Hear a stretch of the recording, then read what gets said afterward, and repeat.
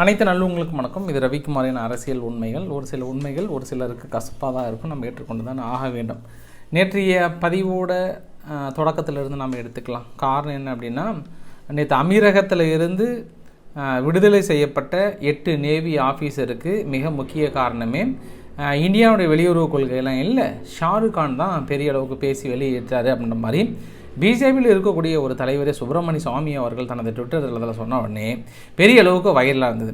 இதை பார்த்து ஷாருக் கான் அவர்கள் ஆஹா இது என்னடாது, நம்மளை கோத்து விட்டுட்டாங்களே, பெரிய பிரச்சனையாக போயிடுச்சுன்னு சொல்லிட்டு, ஐயா எனக்கு அதுக்கு சம்மந்தம் இல்லை, நாங்கள் சொல்லிலாம் விடுவிக்கலை, இது முழுக்க முழுக்க மத்திய அரசு மேற்கொண்ட நடவடிக்கையில் என்ன நீங்கள் கோத்து விடாதீங்க, இது இந்தியாவுடைய வெளியுறவு கொள்கைக்கு கிடைச்ச வெற்றி என்ன, இதை சம்மந்தப்படுத்தாதீங்க, எனக்கு அதுக்கு சம்மந்தம் இல்லைன்ற ஒரு ஸ்டேட்மெண்ட்டை சுப்பிரமணிய சுவாமி அவர்களுக்கும் சரி மீடியாவுக்கும் சரி ஒரு நீண்ட நெடிய விளக்கத்தை கொடுத்துருந்தார். ஸோ நேற்று சொன்ன அந்த விளக்கத்துக்கு, அதாவது சுப்பிரமணிய சுவாமி அவர்கள் சொன்ன விளக்கத்துக்கு இன்று ஒரு முற்றுப்புள்ளி வச்சுட்டாரு. அப்போ இது வெளியுறவு கொள்கைக்கு கிடைத்த வெற்றி தான் அப்படின்ற மாதிரி சொல்லியிருக்கிறாரு ஷாருக் கான் அவர்கள். இன்னும் மற்ற தகவல்கள், அந்த ஒரே நாடு ஒரே தேர்தல் பெரிய பிரச்சனையாக இருக்கிறது, நம்ம கொஞ்சம் டீட்டெயிலாக பார்க்க வேண்டிய ஒரு சூழ்நிலையும் இருக்கிறது. வீடியோக்களை பொறுத்த மாதிரி நீங்கள் நம்ம சேனல் சப்ஸ்கிரைப் பண்ணலாம், சப்ஸ்கிரைப் பண்ணிட்டு வாங்க, மறக்காம பெல் பட்டன் கிளிக் பண்ணி ஆல் ஆப்ஷன்ஸ் கொடுங்க. வீடியோ கொடுக்கலாம்.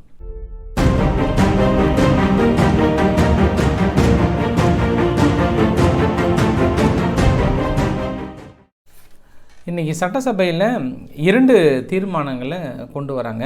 ஒன்று ஒரே நாடு ஒரே தேர்தல் சாத்தியமற்றது, அதற்கு நாங்கள் எதிராக வாக்களிக்க போகிறோன்ற மாதிரி சொன்னாங்க. ஆக்சுவலாக இது ஒன்றும் சட்டமாக இயற்றினாங்களா அப்படின்னாங்கன்னா இன்னும் சட்டமாக இயற்றலை, இப்போதைக்கு கருத்துக்கள் கேட்குறாங்க, ஆனால் இது இம்ப்ளிமெண்ட் பண்ண போகிறோன்ற மாதிரி சொல்லியிருக்காங்க. ஆக்சுவலாக ஒரு சட்டசபையில் தீர்மானமாக கொண்டு வராங்க அப்படின்னாங்கன்னா இப்போ மேலே அதுக்கான தீர்மானங்கள் கொண்டு வரப்பட்டால் அதுக்கு எதிராக கொண்டு வர முடியும். இருந்தாலும் ஆரம்ப நிலையிலே நாங்கள் எதிர்க்கிறோம் அப்படின்ற மாதிரி சொல்லியிருந்தாங்க. அதற்கு ஸ்டாலின் அவர்கள் நிறைய கேள்வியெலாம் கேட்டிருந்தார். இப்போ அனைத்து மாநிலங்களோட ஆட்சியும் கூட்டாட்சியின் அடிப்படையில் தான் அங்கே எம்பியை தேர்ந்தெடுப்போம், அதாவது பிரதமரை தேர்ந்தெடுப்போம். இப்போ ஏதாவது ஒரு மாநிலத்தை கலைக்கிற மாதிரி ஒரு சூழ்நிலை வந்தால் அப்போ ஒட்டுமொத்த எம்பி தேர்தலையும் கலைச்சிட்டு நீங்கள் போயிடுவீங்களா? சில மாநிலங்களில் ஆட்சி கவிழ்ப்பு தேர்தல் சூழல் நடக்குது, அதனால் மேலே இருக்கக்கூடிய எம்பியினுடைய மத்திய அரசு தானாக முன் பதவி விலகிடுவாங்களாம்.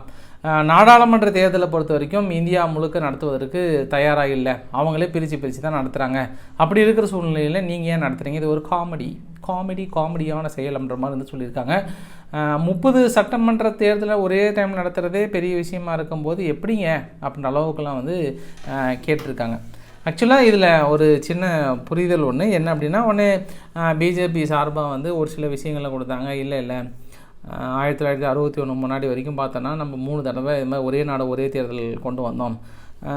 இந்த பக்கம் டிஎம்கேனுடைய கலைஞர் அவர்கள் கூட தனது நெஞ்சுக்கு நீதியோட புத்தகத்தில் சொல்லியிருக்கிறான்ற மாதிரி சொல்லியிருக்காங்க. ஒரே நாடு ஒரே தேர்தல் வரும் பட்சத்தில் என்ன மாதிரியான சேஞ்சஸ் வரும் அப்படின்னா, இப்போ எல்லாத்துக்கும் ஒரே தேர்தல் நடக்குதுங்க. ஒரே தேர்தல் நடத்தி இங்கே முதலமைச்சர் வேட்பாளரையும் நம்ம சூஸ் பண்ணுற மாதிரி ஒரே சமயத்தில் இப்போ எம்பி தேர்தலில் பிரதமரையும் சூஸ் பண்ணுற மாதிரி வருதுன்னு வச்சுக்கோங்களேன். இப்போ என்ன நடக்கும் அப்படின்னா, இங்கே ஒரு 2 வருஷத்துக்கு அப்புறம் ஒரு ஆட்சி கவிழ்ந்தது. எங்கே ஏதோ ஒரு மாநிலத்தில் ஆட்சி கவிழ்ந்த உடனே இப்போ ஒட்டுமொத்தமாக நடக்குமா அப்படின்னு டிஎம்கே கேட்குறாங்க. ஒட்டுமொத்தமாக நடக்காது. நான் படித்த வரைக்கும் என்ன சொல்லியிருக்காங்கன்னா, இங்கே இடைத்தேர்தல் நடத்துவாங்க. இடைத்தேர்தல் அப்படின்னா அடுத்து ஒரு 3 வருஷத்துக்குள்ளே எலெக்ஷனை நடத்துவாங்க. அவங்க 3 வருஷத்துக்குள்ளே தான் இருப்பாங்க. அதாவது 5 வருஷ பீரியடில் 2 வருஷம் இருந்துட்டு ஆட்சி கழிச்சாங்க அப்படின்னாங்கன்னா, இடைத்தேர்தல் நடத்தி 3 வருஷத்துக்கு அவர் முதலமைச்சராக இருக்கலாம், யார் வந்தாங்களோ திரும்பி என்ன பண்ணுவாங்கன்னா எலெக்ஷனில் முழுமையாக போய் கலந்துப்பாங்க. இது எப்படின்னா, இப்போ நார்மலாக ஒரு எம்பி யாராவது ஒருத்தர் இறந்து போயிட்டார், வேறு ஏதோ ஒன்று பண்ணாங்க அப்படின்னாங்கன்னா இடைத்தேர்தல் நடத்துவாங்கல்ல, அந்த மாதிரி மாநிலங்களுக்கே இடைத்தேர்தல் வைக்கிறதுக்கு வாய்ப்பு இருக்கிறது ஒன்று. ஸோ அதனால் ஒட்டுமொத்தமாக ஒரு மாநிலத்தில் ஆட்சி கவிழுது அப்படின்னா ஒட்டுமொத்தமாக கலையணும் அப்படின்னா அது வாய்ப்புகளே இல்லை. ஏன்னா நான் படித்த சரத்துகள் அப்படி தான் வந்திருக்காங்க, அப்படி தான் விளக்கங்கள் இருந்தது. இன்னொரு விஷயம் என்ன அப்படின்னா, இதில் மத்திய அரசாக இருக்கிறவங்களுக்கு ஒரு ப்ளஸ் பாயிண்ட் அமையும். எந்த நேரத்தில் அப்படின்னா, இப்போ ஃபார் அன் எக்ஸாம்பிள் ஒரு மாநிலத்தில் 4 வருஷம் வந்துடுறாங்க. 4 வருஷத்துக்கு அப்புறம் அவங்களால தாக்கு முடிக்க முடியல, ஆட்சியை கழிச்சிடுறாங்க. அப்போ அந்த இடையில் அந்த 1 வருஷத்துக்கு இடைத்தேர்தல் நடத்துமா அப்படின்னா, 1 வருஷத்துக்கு மட்டும் ஒரு மாநிலத்தில் நடத்துனாங்கன்னா செலவு அதிகமாகும். மேபி அப்போ என்ன பண்ணுவாங்கன்னா ஆளுநர் கையில் கொடுத்துடுவாங்க. ஆளுநர் நீங்கள் எடுத்துக்கலாம், நீங்கள் வந்து அந்த தேர்தல் வர வரைக்கும் நீங்கள் பார்த்துக்கோங்க அப்படின்னாங்கன்னா இப்போ மத்திய அரசோட விளையாட்டு அந்த இடத்துல வந்து நடப்பதற்கு நிறைய வாய்ப்புகள் இருக்குது. அப்படி இல்லை இடைத்தேர்தலே நடத்துகிறாங்க அப்படின்னாலும் இதில் என்ன பிரச்சனை அப்படின்னா கட்சிகளுக்கு திண்டாட்டம், மக்களுக்கு கொண்டாட்டம். அப்படின்னா நார்மலாகவே இடைத்தேர்தல் அப்படின்னாவே வந்து ஒவ்வொரு தொகுதியிலும் பார்த்திங்கன்னா சும்மா பணம் பூந்து விளையாடுங்க, பயங்கரமாக விளையாடும். நிறைய பேர் வேண்டிக்குவாங்க, போகாத கோயில் இருக்காது, இல்லை வேண்டாத தெய்வங்கள் இருக்காது, கடவுளையே நம்ம தொகுதியில் இடைத்தேர்தல் வந்துடக்கூடாதுன்னு பணம் அந்தளவுக்கு 10,000 20,000லாம் பூந்து விளையாடுவாங்க. அந்தளவுக்கு பணமாக கொலுசுலேருந்து எல்லாமே கொடுத்து தள்ளுவாங்க. இப்போ என்ன ஒரு பியூட்டி அப்படின்னா சும்மா ஒரு கற்பனையாக நினச்சி பாருங்களேன். இப்போ மாநில கட்சிகள் வருஷத்துக்கு 2 தடவை இது மாதிரி ஏதாவது ஒன்று ஆட்சி கலைப்பு சப்போஸ் 2 டைம் நடந்தது அப்படின்னா அந்த கட்சியோட கஜானா வந்து இது மாதிரி ஒரு 3 டைம் நடந்தாலும் காலியாகிடும். எனக்கு என்ன தோணுது அப்படின்னா ஆக்சுவலாக காமன் மேனாக ஒரு கட்சியோட நிதி நிறைய அமுக்கப்பட்ட அந்த கருப்பு பணங்கள்லாம் வெளியே வரணும் அப்படின்னா ஒரு 3 வருஷத்துக்கு இது மாதிரி எலெக்ஷனை வச்சு விட்டாங்கன்னா ஒரு பக்கம் செலவு தான் இல்லைன்னு இல்லை, ஆனால் அந்த செலவு வந்து ஒயிட் மணியில் செலவு பண்ணுறாங்க. ஆனால் அரசியல்வாதிகள் எல்லாமே என்ன பண்ணாங்கன்னா கருப்பு பணத்தில் செலவு பண்ணிகிட்டு இருக்காங்கல்ல, அது ஆட்டோமேட்டிக்காக வெளியே வர ஆரம்பிச்சிடும் ஒன்று. சரி, இதனால் என்னென்ன ட்ராபேக் வரும் அப்படின்னா இப்போ ஒரே டைமில் வந்து தேர்தல் நடக்குது அப்படின்னா தேசிய கட்சிகளுக்கு பெரிய ப்ளஸ் பாயிண்ட்டாக இருக்குது. ஏன்னா இரட்டை இன்ஜின் பேஸில் நீங்கள் எங்களுக்கு ஓட்டு போட்டிங்கன்னா 2ஐயும் சேர்த்து நாங்கள் கொண்டு போயிடறேன். ஆனால் மாநில கட்சிகள் வந்து நிறைய நசுக்கப்படுவதற்கு வாய்ப்புகள் இருக்குது. ஏன் மாநில கட்சிகள் நசுக்கப்படுவதற்கு வாய்ப்புகள் இருக்குது அப்படின்னா இங்கே பிரச்சாரம் பண்ணும்போதே நம்ம பிரதமர் வேட்பாளருக்கும் பிரச்சாரம் பண்ணணும், முதலமைச்சர் வேட்பாளருக்கும் பிரச்சாரம் பண்ணணும். பிரதமர் வேட்பாளர்ன்றவர் வேறு எங்கேயோ இருக்கிறனால, முதலமைச்சர் வேட்பாளர் இங்கே இருக்கிறனால 2 வேறு கட்சி அப்படின்னா அது கொஞ்சம் கொள்கையில் அடிப்படையில் வேறு மாதிரி போயிடும். இப்போ ஒரே பிரச்சாரம் ஒரே கட்சியாக இருந்ததுன்னா ஈஸியாக போயிடும். அதனால் இது கொஞ்சம் மாநில கட்சிகளை நிறைய அடி வாங்கிடும். அதனால் பெரும்பாலான இருக்கக்கூடிய மாநில கட்சிகள் என்னென்னா அதுக்கு நிச்சயம் எதிர்ப்பாங்க. ஏன்னா நம்மளை காலி பண்ணிவிடுவாங்க விட்டா அப்படின்றதுனால நிச்சயமாக எதிர்ப்பாங்க. ஆனால் தேசிய கட்சிகள் அப்படின்னும் போது காங்கிரஸ் பொறுத்த வரைக்கும் இப்போ எதிர்ப்பாங்க. நாளைக்கு சூழ்நிலைன்னு வரும்போது அவங்க ஆதரிக்கிறதுக்கு நிறைய வாய்ப்புகள் இருக்குது. ஏன்னா அவங்க ஒரு பொசிஷனில் சப்போஸ் வந்து உக்காந்தாங்கன்னா, சப்போஸ் இந்த வார்த்தையை சொல்கிறேன் நான்.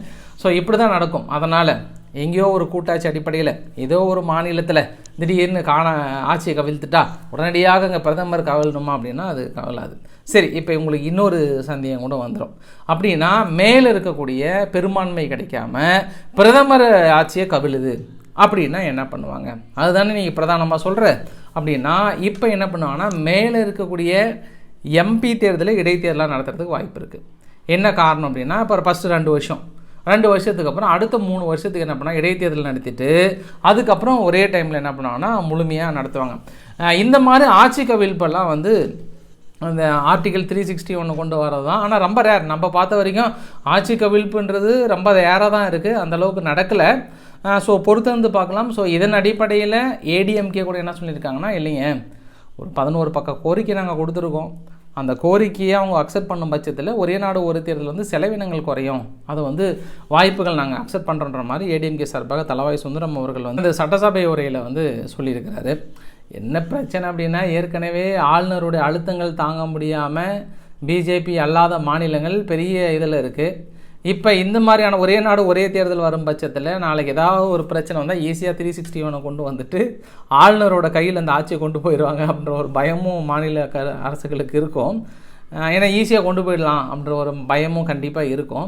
அதனால் இதெல்லாம் பொறுத்து இருந்து பார்ப்பாங்க. ஏன்னா இதுக்கு முன்னாடி ஆட்சி கவிழ்ப்பு கொண்டு வந்தால் கூட அடுத்து தேர்தல் நடத்தணும் செய்யணுன்ற மாதிரி கொண்டு வருவாங்க. பட் இப்படி வந்தது அப்படின்னா அவ்வளோ சீக்கிரம் முடியாது. இதில் ஏதாவது உங்களுக்கு சந்தேகங்கள் இருந்ததுன்னா உங்களுக்கு தெளிவாக விளக்கம் தயாராகிறேன் அடுத்த ஒரு வீடியோ பதிவில். ஸோ சட்டசபையை பொறுத்த வரைக்கும் திமுக இருக்கிறாங்க. இன்னொரு விஷயம் கூட சொல்லியிருந்தாங்க, மக்கள் தொகையில் அடிப்படையில் தொகுதி வந்து மறுவரையறை பண்ணுறாங்க.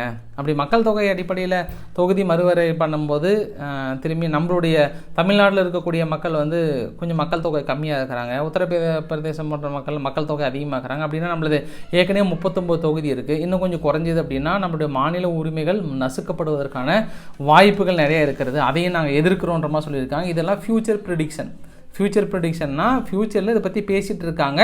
தீர்மானங்களாக கொண்டு வரும்போது ஒரு மாநிலத்தில் சட்டசபையில் அதுக்கு எதிராக தீர்மானம் கொண்டு வரலாம். சரி, இப்போ மாநில அரசில் இதற்கு எதிராக தீர்மானம் கொண்டு வரதுனால கொண்டு வர போகிறத நிறுத்த முடியுமா அப்படின்னா நிறுத்த முடியாது. அது நேற்று சொன்ன மாதிரி தான், அது வந்து நிறுத்துவதற்கு வாய்ப்புகளில் இருந்தாலும் திமுக அரசு வந்து படுத்தீவிரமாக இருக்கிறாங்க. ஒரு வழியாக அந்த நியூஸை முடிச்சுட்டு அடுத்த நியூஸுக்கு வரேன் நான்.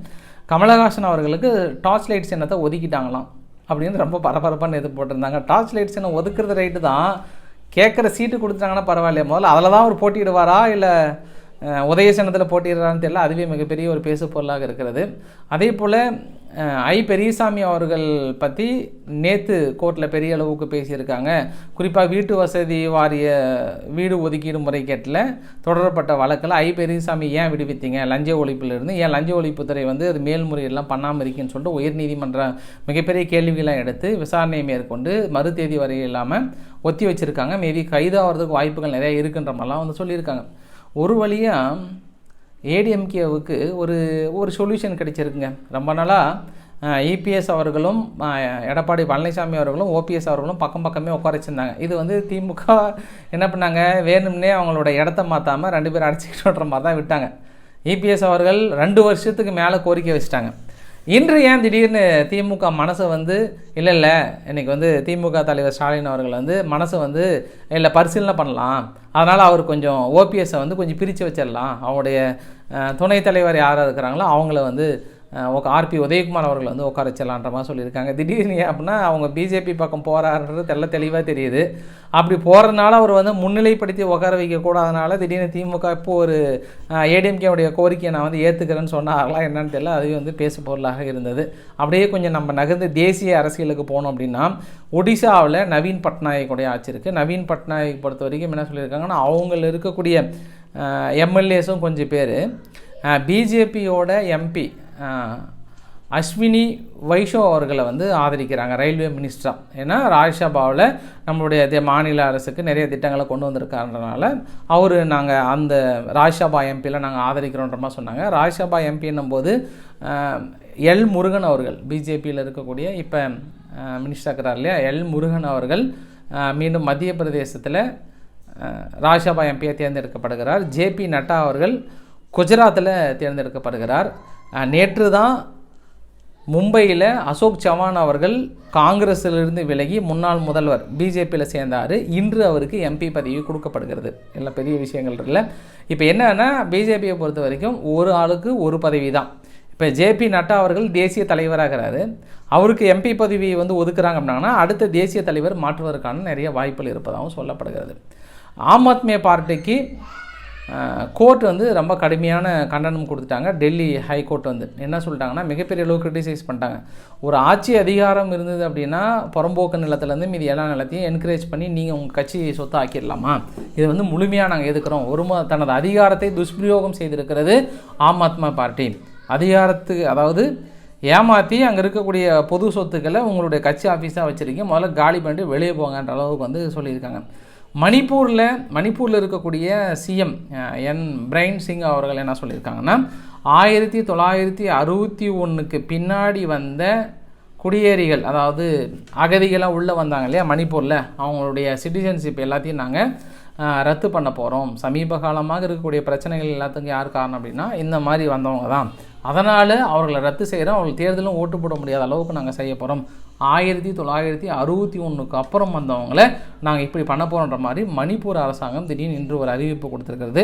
விவசாயிகளோட போராட்டம் தொடர்ந்து பெரிய அளவுக்கு நடந்து கொண்டிருக்கிறது. அதனால் ராகுல் காந்தி அவர்கள் ஜார்க்கண்டில் பாரத் ஜோடோ யாத்திரை இருந்த மாதிரி இருந்தது. இப்போ அதையெல்லாம் கேன்சல் பண்ணிவிட்டு விவசாயிகளோட போராட்டத்தில் நேரடியாக கலந்துப்பதற்கான வாய்ப்புகள் நிறைய இருக்கிறது. அவர் தான் அறிக்கைகளை விட்டு தள்ளிட்டார் இல்லையா, அடுத்த ஒரு 70 நாள் பல்ல கடிச்சிட்டு இருங்க, உங்களுடைய அனைத்து கோரிக்கைகளும் நாங்கள் நிறைவேற்றுறேன்னு சொன்னார் இல்லையா, அதனால் ஜாயின் பண்ணுறாரு. இப்போ ஒரு சில தமிழக செய்திகளோடு முடிச்சிடலாம். ஆக்சுவலாக அரசு ஊழியர்களோட சங்கமான ஜாக்டோ ஜியோ இன்று ஒரு நாள் அடையாளம் உண்ணாவிரத போராட்டம் இருப்பதாக அறிவித்தார்கள். எங்களுக்கு நிரந்தர பென்ஷன் திட்டம் வேண்டும் அப்படின்ற மாதிரி அதை வலியுறுத்தி சொன்னாங்க. பட் திடீர்னு ஸ்டாலின் அவர்கள் இப்போ சட்டசபை நடக்குது, உங்களை கண்டிப்பாக நான் நிறைவேற்றி கொடுக்குறேன், அதனால் கொஞ்சம் கூல்டவுன் கொட்டசாமிகளை கூல்டவுன் அப்படின்னு சொல்லி அவங்கள கூல்டவுன் பண்ணி வச்சுருக்காங்க. அதனால் அவங்க போராட்டத்தை வாபஸ் பண்ணியிருக்கிறாங்க. இன்று செந்தில் பாலாஜி அவர்களுக்கு ஜாமீனுக்கான மனு அப்ளை பண்ணுறாங்க. அப்படி ஜாமீனுக்கான மனு அப்ளை பண்ணும்போது மீண்டும், ஏன்னா அவர் இப்போ முன்னாள் அமைச்சர் ஆகிட்டார், அமைச்சர் பதவியை ரிசைன் பண்ணிட்டார் இல்லையா, ரிசைன் பண்ணதுனால இடி சார்பாக என்ன சொல்லிட்டாங்கன்னா, இவர் என்ன ரிசைன் பண்ணாலும் சரி பண்ணலனாலும் சரி ரொம்ப செல்வாக்கு மிக்க மனிதராகிறாரு, அதனால் வெளியே வந்தால் நிறைய துஷ்பிரயோகம் பண்ணுவதற்கு நிறைய வாய்ப்புகள் இருப்பதாக சொல்லப்படுகிறது. இன்று டிஎம்கே தனது கட்சி தொண்டர்களுக்கு ஒரு லெட்டர் ஒன்று எழுதியிருக்காங்க. அந்த மடலில் என்னதான் பிஜேபியும் ஏடிஎம்கேவும் எதிரின்னு சொல்லப்பட்டாலும் கள்ள உறவுனா சைடில் அவங்க லிங்க் வச்சுருக்கிறாங்க, நம்ம கிட்ட எதிரி மாதிரி காட்டிட்டு அவங்க சைடில் லிங்க் வச்சுருக்காங்கன்ற ஒரு தகவலை சொல்லியிருக்காங்க. ஆனால் ஏடிஎம்கே சார்பாக இதுக்கு மேலே அவங்க சத்தியம் பண்ணி தான் சொல்லணும். ஏங்க சத்தியமாக நாங்கள் வந்து பிஜேபியோட இல்லைங்கன்ற மாதிரி தான் எடப்பாடி பழனிசாமி அவர்கள் ரொம்ப தெளிவாக சொல்லிட்டாங்க. ஏங்க நான் இதுக்கு மேலே இன்னும் சொல்ல முடியாதுன்றாங்க. ஆனால் திமுக இல்லைங்க, அவங்க 2 பேரும் ரிலேஷன்ஷிப்பில் தான் இருக்காங்கன்ற மாதிரி இவங்க தரப்பில் சொல்கிறாங்க. ஸோ இது தேர்தல் உக்தியாக கூட நம்ம பார்த்துக்கலாம்ல. இன்றைக்கு ஓரளவுக்கான தகவலை கவர் பண்ண நினைக்கிறேன். பிடிச்சிருந்தால் லைக் பண்ணுங்கள், ஃப்ரெண்ட்ஸுக்கு ஷேர் பண்ணுங்கள், சப்ஸ்கிரைப் பண்ணுங்கள். ரவிக்குமார் அரசியல் உண்மைகள். நன்றி, வணக்கம்.